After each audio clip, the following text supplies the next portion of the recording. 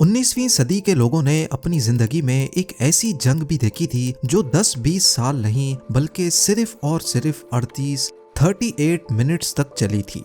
History में ऐसा पहली बार हो रहा था कि किसी जंग की खबर कहीं तक पहुंचने से पहले ही जंग खत्म हो गई। अफ्रीका में लड़ी जाने वाली एंग्लो ज़ंजीबार वॉर को गिनीज बुक की तरफ से दुनिया की सबसे छोटी जंग होने का वर्ल्ड रिकॉर्ड भी मिल चुका है।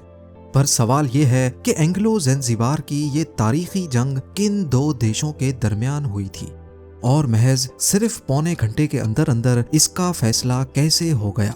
ज़ेम टीवी की वीडियोस में एक बार फिर से खुशामदीद। नाजरीन, ये तारीखी जंग इस आइलैंड पे हुई थी जो कि इंडियन ओशन में ज़ंजीबार के नाम से एक आइलैंड कंट्री हुआ करती थी। ईस्ट अफ्रीका के कोस्ट से सिर्फ 40 किलोमीटर दूर ज़ंजीबार सल्तनत ओमान के कंट्रोल में हुआ करता था।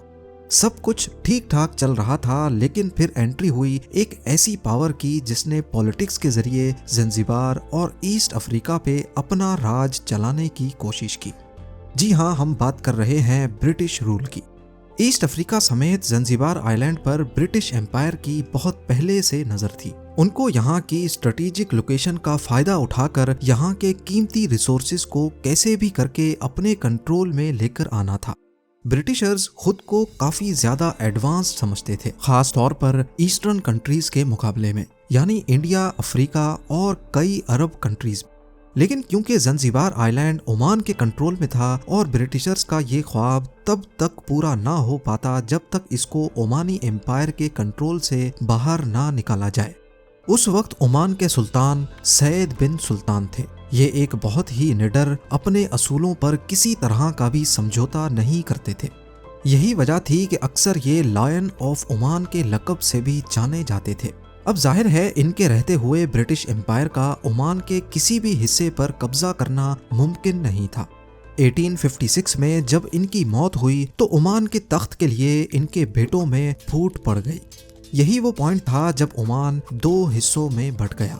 बड़े बेटे थुएनी बिन सैद ने ओमान का तख्त संभाल लिया और छोटे बेटे माजिद बिन सैद ने ज़ंजीबार को ओमान से अलग करके एक नया मुल्क बना दिया। ज़ंजीबार जो पिछली कई सदियों से ओमान का हिस्सा रहा था, माजिद बिन सैद के इस फैसले से कई अरब सुल्तानों ने ज़ंजीबार को नया मुल्क एक्सेप्ट करने से इनकार कर दिया। लेकिन ब्रिटिश एम्पायर के पास इससे अच्छा मौका नहीं था। उन्होंने फौरन माजिद बिन सैद के सर पर अपना हाथ रखा और ज़ंजीबार को नया मुल्क तस्लीम कर लिया। कैसे भी करके ब्रिटिश एम्पायर अब यहाँ की पॉलिटिक्स में एंटर हो चुकी थी। ज़ंजीबार की मेन सोर्स ऑफ इनकम यहाँ मौजूद दुनिया की आखिरी स्लेव मार्केट थी, यानी वो मार्केट जहाँ गुलामों की ट्रेडिंग होती थी। गुलामों को अफ्रीका के मेन लैंड से ज़ंजीबार आइलैंड तक रस्सियों से बांध कर लाया जाता था। शिप में अक्सर गुलाम अपनी रस्सियां खोलकर इंडियन ओशन में कूद जाते थे। कई बीमार पड़ जाते थे और कई सिर्फ 40 किलोमीटर के छोटे से सफर के दौरान ही घुट कर मर जाते थे। उनकी लाशों को बेदर्दी से समंदर में फेंक दिया जाता था। ज़ंजीबार में मौजूद गुलामों की मार्केट में इनको बेचा जाता था। यहाँ छोटे छोटे सेल्स में कई 100 गुलामों को थोड़ी सी हवा और बिना खाने पीने के बंद रखा जाता था। गुलामों की बोलियां ऐसे लगती थीं कि पहले उनको लाइन से खड़ा करके दरख्तों के साथ बांध दिया जाता था और फिर हर किसी को जोर जोर से कोड़े मारे जाते थे। जिसमें बर्दाश्त ज्यादा होती थी और वो कोड़े खाने के बाद भी रोता या चिल्लाता नहीं था, उसके दाम ज्यादा लगते थे। साल गुजरते गए और ज़ंजीबार के सुल्तान भी बदलते गए। उनका main income source slave market और सबसे बढ़कर ब्रिटिशर्स की सपोर्ट भी हासिल थी। सुल्तान के लिए ज़ंजीबार में एक आलीशान महल बनाया गया जो कि बिल्कुल सी फ्रंट पे था। इस महल में सुल्तान के लिए हर वो फैसिलिटी थी जिसको उस वक्त इमेजिन करना भी पॉसिबल नहीं था। सबसे बढ़कर ये पैलेस ईस्ट अफ्रीका में वो पहली बिल्डिंग थी जिसमें इलेक्ट्रिसिटी कनेक्शन मौजूद था। इस महल में ज्यादातर लकड़ी का काम हो रखा था और इसमें मौजूद तमाम बिल्डिंग्स एक दूसरे से ब्रिज के जरिए कनेक्टेड थी। अब इस पॉइंट पे ब्रिटिशर्स का ज़ंजीबार की स्लेव मार्केट को लेकर दुनिया में काफी बुरा इंप्रेशन जा रहा था, क्योंकि वही तो थे जो ज़ंजीबार के सुल्तान को सपोर्ट करते थे। लिहाजा उन्होंने ज़ंजीबार के सुल्तान पर प्रेशर डाला कि वो स्लेव मार्केट को बंद कर दें। काफी कोशिशों और एग्रीमेंट्स के बाद 1873 में दुनिया की आखिरी स्लेव मार्केट को हमेशा हमेशा के लिए बंद कर दिया गया। इस सब में एक बात तो क्लियर थी कि ब्रिटिश का ज़ंजीबार पर कंट्रोल काफी मजबूत होता जा रहा था। फास्ट फॉरवर्ड करके चलते हैं 25 अगस्त 1896। ज़ंजीबार के प्रो ब्रिटिश सुल्तान की अचानक मौत हो जाती है। उनको अपने ही कजन खालिद बिन बरगश ने जहर देकर मारा और ज़ंजीबार का सुल्तान बनकर बैठ गया, वो भी बिना ब्रिटिशर्स की मर्जी के, क्योंकि ब्रिटिशर्स चाहते थे कि अगला सुल्तान भी उनकी ही मर्जी का बने और इस काम के लिए उन्होंने हमूद बिन मोहम्मद को चुना था। ब्रिटिशर्स को खालिद बिन बरगश की साजिश का इल्म हुआ तो उन्होंने उसके महल में एक पैगाम भिजवाया जिसमें सीधी सीधी धमकी थी। धमकी में बोला गया कि 27 अगस्त सुबह 9 बजे तक महल खाली हो जाना चाहिए।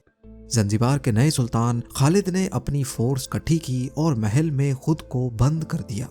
धमकी के साथ ही ज़ंजीबार आइलैंड को ब्रिटिश नेवी की शिप्स ने चारों तरफ से घेर लिया। अगली 2 रातें महल में काफी टेंशन रही।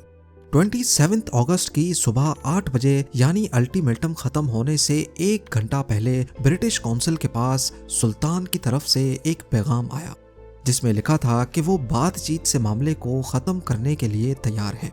ब्रिटिश काउंसिल ने जवाब दिया कि बातचीत सिर्फ तब हो सकती है अगर तुम हमारे दिए हुए हुक्म को मान जाओ।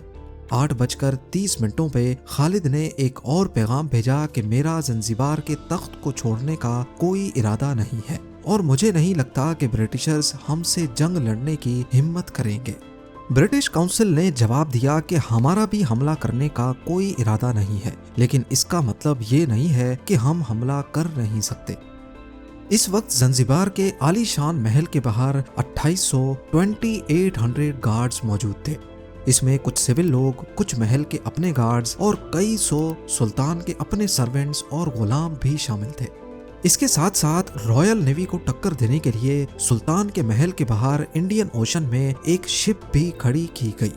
ये उस वक्त 32,000 पाउंड्स की HHS ग्लासगो रॉयल यार्ड थी जो 1873 में क्वीन विक्टोरिया की तरफ से ही ज़ंजीबार के सुल्तान को गिफ्ट की गई थी।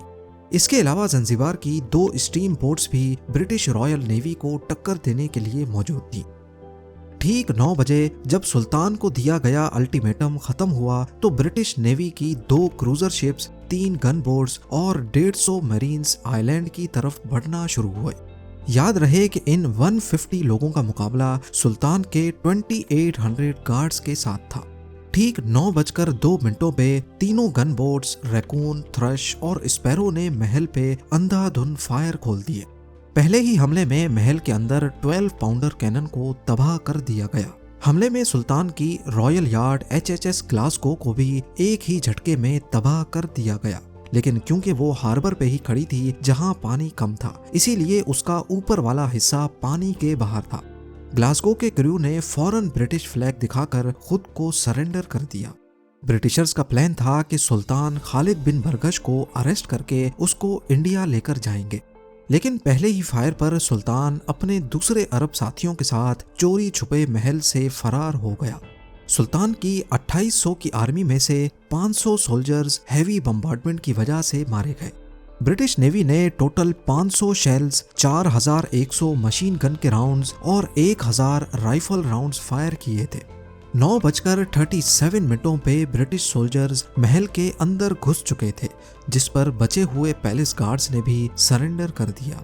ठीक 1 मिनट के बाद 9:38 पे ब्रिटिश मैरीन्स ने महल की छत पे लगा सुल्तान का झंडा उखाड़ दिया और यहीं पर 38 मिनटों तक चलने वाली ये जंग अपने इख्तिताम को पहुंची। हैरत की बात यह है कि जहां इस पूरी जंग में सुल्तान के 500 लोग मारे गए, वहीं ब्रिटिश नेवी का सिर्फ एक सेलर जख्मी हुआ था। बाद में मालूम पड़ा कि सुल्तान खालिद बिन बरगश ने जर्मन ईस्ट अफ्रीका में जाकर पनाह ली है। उस वक्त ईस्ट अफ्रीका में 2 बड़ी ताकतें मौजूद थी, एक तो थे ब्रिटिशर्स और दूसरे थे जर्मन्स। वहां महल पे ब्रिटिश ने कब्जा जमाने के फौरन बाद उसी दिन अपने पसंद के सुल्तान हमूद बिन मोहम्मद को ज़ंजीबार का नया सुल्तान बना दिया। इतिहास में लड़ी जाने वाली इस 38 मिनट्स की जंग ने ज़ंजीबार में भारी ब्रिटिश रूल का एक नया सिलसिला शुरू कर दिया। इसके बाद ज़ंज़िबार ब्रिटिशर्स की एक इनडायरेक्ट कॉलोनी बनकर सुल्तान हमूद बिन मोहम्मद की सरबराही में चलती रही और अगले 10 सालों में 17,200 ज़ंज़िबारी गुलामों को आज़ाद करके ज़ंज़िबार के कोने कोने से स्लेव कल्चर को जड़ से उखाड़ दिया गया। 18th और 19th सेंचुरी में ब्रिटिश ने जिन जिन मुल्कों पर कब्जा करके उनको अपनी कॉलोनी बनाया था, इससे ह्यूमन सिविलाइजेशन को फायदा हुआ या नुकसान? आपकी इस बारे में क्या राय है? उम्मीद है ज़ेम टीवी की ये वीडियो भी आप लोग भरपूर लाइक और शेयर करेंगे। आप लोगों के प्यार भरे कमेंट्स का बेहद शुक्रिया। मिलते हैं अगली शानदार वीडियो में।